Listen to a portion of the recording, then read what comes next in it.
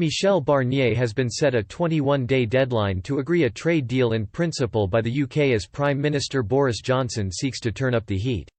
Meanwhile, Mr Barnier has hit back at Marc François, by pointing out the Eurosceptic Tory MEP voted for the political declaration which the Eurosceptic Tory MP objected to in his letter to the EU's chief negotiator last month.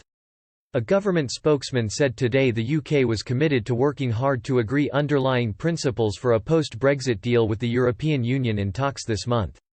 The spokesman added, the UK remains committed to working hard to find an early understanding on the principles underlying an agreement out of the intensified talks process during July, as agreed at the high-level meeting on 15 June.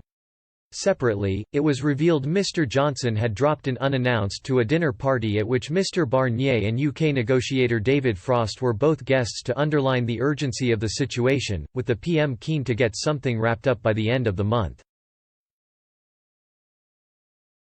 Mr François, chairman of the European Research Group and MP for Rayleigh and Wickford had previously sought to lay down the law in a missive from a free country sent to Mr Barnier on June 26, in which he demanded Brussels change some of the unreasonable demands that the EU is currently making.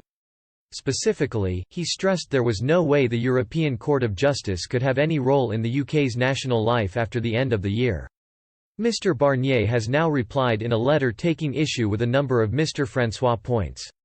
He pointed out the political declaration ratified by Parliament does allocate a role to the ECJ as part of arrangements for Northern Ireland, the so-called Northern Ireland Protocol.